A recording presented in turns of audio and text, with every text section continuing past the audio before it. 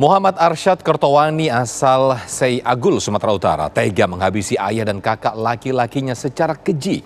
Proses hukum di pengadilan pun telah menuntutnya dengan hukuman 20 tahun penjara. Lantas apa yang membuat Arsyad sampai hati menghabisi ayah dan kakak kandungnya itu? Selengkapnya dalam ulasan Khas Ragam Perkara, Sakit Hati Ayah dan Kakak Dibunuh Keji.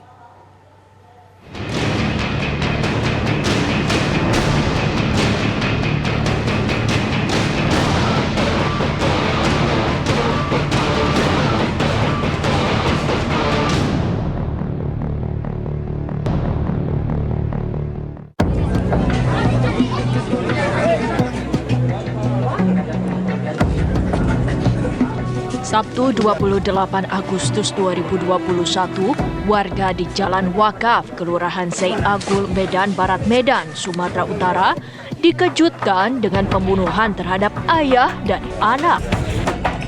Korban itu bernama Sugeng dan Rizky Sarbiani. Pelaku atas nama Muhammad Arsyad Kertonawi. Sugeng adalah ayah Arsyad, sedangkan Rizky kakak laki-laki pelaku. Keduanya tewas di tangan Arsyad setelah sama-sama mengalami luka serius akibat sabetan dan tikaman senjata tajam. Usai penganiayaan itu, Arsyad duduk termangu di depan jenazah ayahnya yang baru saja ia bunuh. Arsyad berdiam diri selama sekitar setengah jam hingga polisi meringkusnya. Kejadian ini, jadi tanya maknya tadi kami tanya di sana, maknya bilang orang itu begaduh abang adik. Begaduh abang adik, mungkin nggak terlerai. Maknya sampai ngucap-ngucap masuk ke kamar. Di kamar tahu-tahu kasus sudah demikian kejadian. Mungkin ayahnya sama abang ini, itulah dia palanya.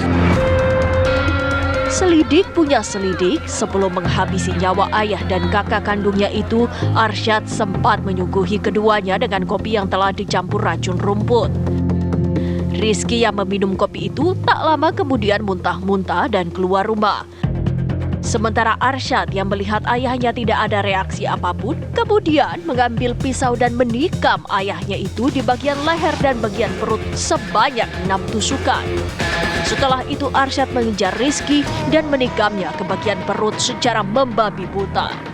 6 tusukan yang bersarang di tubuh Rizky mengantarkannya ke alam baka. Kejadiannya kan gini, waktu mak itu lagi sholat maghrib, sudah sholat sunat dia, juga waktu sholat sunat itu begaduh-begaduh, pikirnya biasa, karena orang biasa begaduh. Begitu dia begaduh, keluar tengok udah terkapar, itulah tadi terkapar itu. Terus dia pun tengoknya anaknya, si Rizky ini pun marah lah sama siapa ini, lempar begaduh. Lempar helm apa semua, ya hajarnya. Maknya masuk ke kamar, adiknya lah yang tahu kasus macam mana dia mengajar si Rizky. Di hadapan petugas, Arsyad mengaku bila dirinya sakit hati terhadap ayah dan kakak kandungnya itu. Penyebabnya, selama ini Arsyad menganggap bila dirinya seakan dianaktirikan. Arsyad merasa banyak keinginan atau permintaannya yang kerap diabaikan ayahnya. Sebaliknya, Arsyad menuding banyak permintaan atau keinginan Rizky yang dipenuhi sang ayah. Pelaku ini sakit hati dengan orang tuanya karena merasa dia selalu dianaktirikan lah ya. Jadi kalau kebutuhan atau permintaan dari abangnya yang juga menjadi korban ini selalu dituruti, sementara yang bersangkutan atau pelaku ini minta, orang tuanya tidak menurutinya. Dalam konteks ini memang ada yang kita sebut sebagai disfungsi sosial ya. Saat kemudian peran apakah kemudian orang tua atau kemudian anak itu seringkali tidak berjalan atau selaras dengan konteks ideal, seringkali maka anak atau kemudian orang tua menjadi sasaran dari motivasi masing-masing pelaku. Dan dalam konteks ini seringkali memang kita bisa pahami terjadinya disfungsi antara apakah peran orang tua itu berperan secara maksimal, yang kemudian apakah kemudian peran anak ini dapat berjalan secara optimal. Nah, jika tidak ada titik temu, maka dapat kita simpulkan atas 4 aspek. Yang pertama apa? Komitmen di antara keluarga itu kembali rendah, terus kemudian involvement atau keterlibatan di masing-masing anggota keluarga itu juga intensitasnya juga rendah. Yang ketiga adalah saat kemudian belief di antara masing-masing anggota keluarga ini menjadi terkikis. Proses hukum di pengadilan pada Jumat 11 Februari 2022 menuntut Muhammad Arsyad Kertowani dengan hukuman 20 tahun penjara.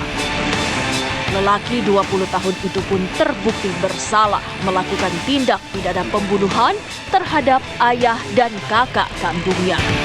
Pertanyaannya kemudian, mengapa Arsyad yang dikenal religius bisa berbuat senekat itu? Kita bisa masuk ke dalam ranah kita sebut sebagai containment atau penahanan diri ya.